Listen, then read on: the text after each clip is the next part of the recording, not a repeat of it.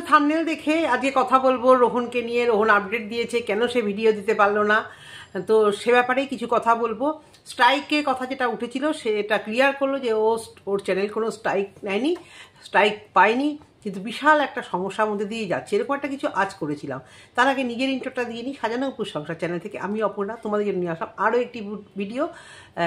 আজকে রাত্রে করে রাখছি ভিডিওটি, কালকে অনেক ব্যস্ততার মধ্যে যাবে। কালকে সকালবেলায় ভিডিওটি আপলোড দেবো, কারণ আজকে অলরেডি দুটো ভিডিও দেওয়া হয়ে গেছে। তো অনেক কন্টেন্ট, ওদিকে কণিকা আবার নাটক শুরু করেছে, অনেক কিছু কথা বলার আছে।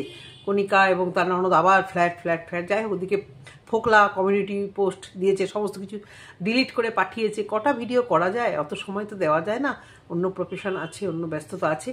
যাই হোক, যেটা বলার, সোনামাকে নিয়ে তো কথা বলতেই হবে। সোনামা আমার জন্য খুব লাকি, কারণ সোনামা ভিডিও দিলে তোমরা খুব ভালোবাসো দেখতে। সেই জায়গা থেকে ওকে আমি খুব লাকি বলে মনে করি, তাই না? তোমরা সবাই আশা করে আছো। তো সোনামার একটি ফটো দেখানো হলো, তোমরা থাম্বনেলে দেখেছো। সেই ফটোটা সোনামার কিনা আমাদের কাছে রোহন জানতে চেয়েছে। যদি বলি রোহন, হ্যাঁ ওটা সোনামায়েরই পিক, একদম ডিটো সোনামায়ের মতোই দেখতে। সোনামায়ের মতোই দেখতে হতেই পারে, বাচ্চা বেলায় না মুখ বারবার পাল্টায়। আমাদের ঘরে বাচ্চা আছে, কখনো মনে হয় বাবার মতো, আবার মুখটা পাল্টে গেলে অনেকে বলে আমার মতো, আবার কেউ বলে ঠাকুমা দাদুর মতো। ছোটোবেলা থেকে মুখ ভীষণভাবে চেঞ্জ হয়, একদম বোঝা যায় না। হ্যাঁ, কিছুটা মিল থাকে, সেখান থেকে ম্যাক্সিমাম বাচ্চাগুলোকে কিছুটা একই রকম লাগে। যদি না একটু পাহাড়ি বাচ্চা হয় তাদেরকে একটু অন্যরকম দেখতে হয়, বোঝা হয়। তবুও আমার মেয়ের তো এত নাক খেদা হয়েছিল, মোটামুটি ওকে ওরকম চাইনিজ নেপালি ওদের মধ্যে নাকটা একটুখানি ইয়ে হয় না, এরকম হয়, ওরকম লাগতো ওকে দেখতে। বলেছিল, গ্যাংটকে ঘুরতে নিয়ে গেছিলাম, অনেকে ভেবেছিল ওখানকারই বাচ্চা। গালগুলো লাল লাল হয়ে থাকতো আর নাকটা ভীষণ মানে একদম বসানো ছিল। যাই হোক, ওটা ছাড়ো। তো বাচ্চাটিকে আমার মনে হলো সোনামারই ফটো, কিন্তু তুমি বলছো কে বা কারা সোনামার মা হয়ে এই ফটো দেখিয়ে তোমাকে ব্ল্যাকমেল করছে। কাগজপত্র আজকে একদম শোনা গেল তুমি তোমার মা বাবার নামে তৈরি করেছো। তাহলে কীরকম হবে? তাহলে কি মা বাবা মানে ওই বাচ্চাটাকে অ্যাডপ্ট করেছে এরকম হবে, মানে ওরা ওর বাবা মা? তাহলে ব্যাপারটা কিরকম গোলমেলে হয়ে যাচ্ছে না? তোমাকে ডাকছে পাপা, তুমি ওর বাচ্চাটারই বাবা, এবং বাচ্চাটা তোমাকেই বাবা বাবা বলছে। আবার কাগজপত্রতে যদি তোমার বাবা মার নাম থাকে তাহলে তো বাচ্চাটা একদিক দিয়ে তোমার ভাই বোনের মতো হয়ে যায়। ঠিক ক্লিয়ার হলো না। এখন ভূমি বললে তোমার নামে কাগজ হবে না কেন, আমি বুঝতে পারলাম না তোমার নামে কেন হবে না। কারণ তুমি আনম্যারিড না, আনম্যারিড হলে সিঙ্গেল ফাদার সিঙ্গেল মাদার তো বাচ্চা অ্যাডপ্ট নেয়। এটা আমি ঠিক বুঝলাম না। তোমরা যদি কেউ জানো ভিউয়ার্স, একটু আমাকে ক্লিয়ার করে দিও। ও বললো ওর নামে কাগজপত্র হবে না, সেটা কেন? ওর বাবা মার নামেই কাগজপত্র তৈরি হলো। ব্যাপারটা একটা মানে ঘটোমোটোর মধ্যে হবে। আর একটা ক্লিয়ার কথা এর আগেও বলেছি, সোনামার নাম কি? সোনামার নাম নিশ্চয়ই সোনামা নয়, সোনামায়ের একটা প্রপার নাম দিতে হবে। তো সোনামা সোনামা সোনামা করে কতদিন ধরে তুমি ডাকবে? বড় হচ্ছে, একটা নাম দাও, একটা নাম দাও। বেবি, কিউটি ফিউটি এখন অনেক ভালো লাগবে, কিন্তু ওর স্কুলিং শুরু হবে, ওর এডুকেশন যখন শুরু হবে, বা একটা জায়গায় ওর আধার কার্ড এই কার্ড সে কার্ড বানাতে হবে, সেখানে তো প্রপার নাম চাই কি, তাই না বন্ধুরা? এখনও অবধি ওর নাম এখনও অবধি আমি কিছু শুনিনি। ও বাচ্চা ও নিশ্চয়ই আগে যে ঘরে হয়েছিল সেখানে জানি না আদৌ কে বা কারা তার নাম আদৌ দিয়েছিল কি না, এবং সেই নামটাও বুঝতে পারবে না। যেরকম বুঝতে পারবে না তুমি ওকে দেখাচ্ছ এটা তোমার ফটো, এটা তোমার ফটো, আমি জানি না তোমরা ওকে কেন পুতুল ভাবছো। সত্যি কথা, কিছুতেই আমি এটা বুঝতে পারছি না। তোমরা ভেবে নিয়েছো ওটা পুতুল। কিরে শোনাম, তুই কার কাছে থাকবি? কিচ্ছু বোঝে না ও, এখন কিচ্ছু বোঝে না। সত্যি সত্যি একটা পুতুলের মতো, একটা পুতুলের মতো। তুমি ভাবছো যে ও বেশ সব কথা বলছে, ওটা মজা করছো জানি ভিডিওর কন্টেন্টের জন্য, কিন্তু ওকে ফটো দেখিয়ে তুই আমার বাবা, আমি তোর কাছে থাকবো কিনা, আমি বিয়ে করবো কিনা, এগুলো কিচ্ছু বোঝার ওর বয়স হয়নি, তাই না?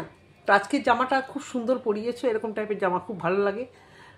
কিন্তু রাস্তার মধ্যে বসে পড়লো, ব্যাপারটা খুব বাজে লাগলো। না, তোমার খুদ ধরতে এখানে একেবারেই বসিনি। তোমাকে কিছু কথা বুঝাই ভিডিও মারফত, আর এমনি সোনামাকে নিয়ে কথা বলতে ভালো লাগে। মেবি তুমি বাচ্চাটা ওখানে বসে পড়লো মাটির মধ্যে। গ্রামের বাচ্চারা একটু ধরতে গড়াগড়ি খায়, কি তারা ভালো ড্রেস পরে পরে গড়াগড়ি খেলো, সেই হাত দিয়ে কিন্তু দেখো চোখ ডলছে, মুখ ডলছে, কেমন একটা যেন লাগছিল। জানি না জল ঠল দিয়ে ধুয়ে দিয়েছো কিনা, কিন্তু ভিডিওটা তো আনকাটই দেখলাম। এই আনকাট ভিডিও দেখে একটা কথা মনে পড়লো, বাচ্চাটার কাছে কন্টিনিউয়াস ক্যামেরা ধরে যদি তুমি এই 10-15 মিনিট খালি সোনামা সোনামা সোনামা করো, একটা টাইমের পর তুমি বোর হবে, তোমার সোনামা বোর হবে, আর ভিউয়ার্সরা কিন্তু বোর হয়ে যাবে।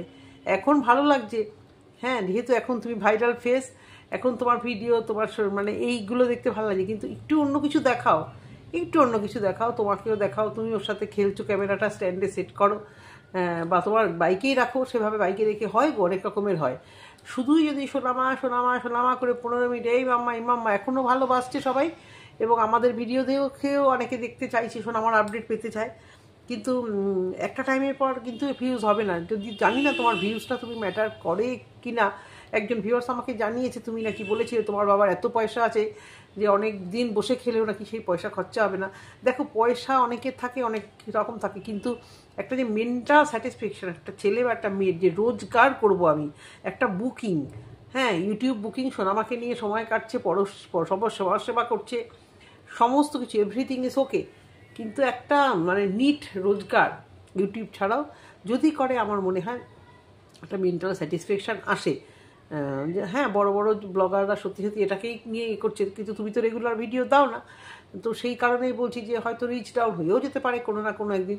এই তো 10 দিন পর ভিডিও দিলে, সেখানে তুমি বিভিন্ন রকম সমস্যার কথা জানাচ্ছ, এবং আরও একটা ভাইটাল সমস্যা, সেটা তো বিয়েরই সমস্যা, সেটা তুমি এখনো অবধি জানালে না, এবং তুমি যবে জানাবে নিশ্চয়ই আমরা সেটা জানবো। কিন্তু সোনামাকে নিয়ে কিছু কথা, যে সোনামার ফটো দেখিয়ে কেউ একজন সোনামাকে দাবি করছে এটা সোনামার বাচ্চা, কিন্তু তারা বাচ্চাটাকে নিতে চাইছে না।